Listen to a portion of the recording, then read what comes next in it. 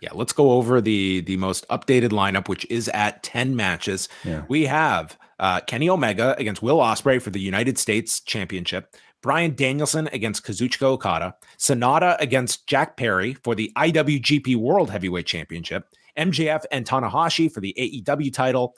Jericho and Sammy Guevara with Minoru Suzuki against Sting, Darby, and their partner that they will announce on Collision.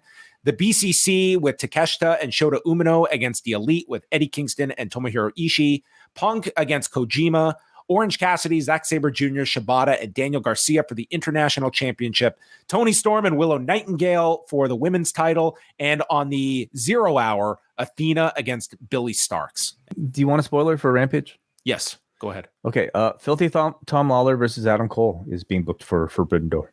Oh wow, that's a cool addition to the show. Did they say if that's 0 hour or if that's the pay-per-view? I don't know at the moment. Okay, well that's a cool addition to the show. A strong show, an incredibly strong roster. I'd say, obviously the match announcements kind of peaked, on the top end, and I think it's a disappointment that maybe, the Kenta match versus CM Punk couldn't happen, but the fact that we're getting a CM Punk match at all on this one feels like it's just a nice little bonus at this point. Is this the type of match? Do you see it having a big impact on the number with CM Punk's confirmation on the pay-per-view, or do you feel that this is?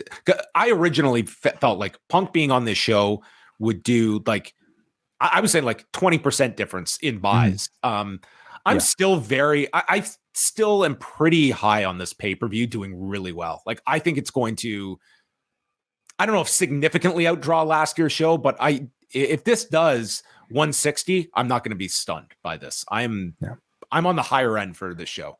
I think it adds a little bit. Is it the type of match, Punk versus Kojima, that's going to draw out like a non-pay-per-view, non-AEW pay-per-view ordering fan to pick up on the show? Not on and that alone, but like CM Punk wrestling on the show, in addition to the totality of the rest of the show, I could see maybe taking some people over the top.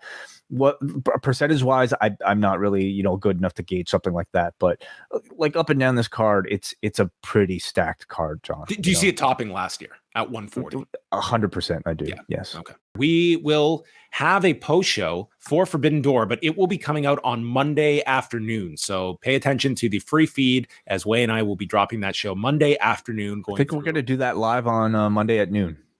Monday at noon Eastern. So you can check that out after Forbidden Door weekend.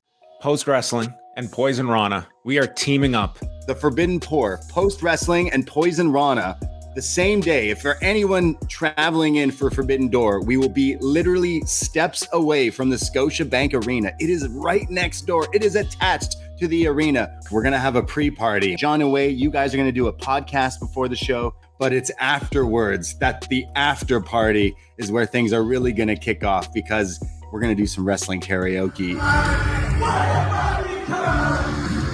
And it's already been promised that a Mr. John Pollock is going to sing All In by Downstate. Yeah, he agreed. It was in the contract. Karaoke. We've been throwing a few parties before, but nothing this big, nothing this huge. This is our double or nothing, really, and we're so excited. This is going to be a blast. If you're thinking about Forbidden Door weekend, now is your chance, because tickets are available now, aren't they, Wei? Yes, they are right now. Postwrestling.com/live. I'm super excited.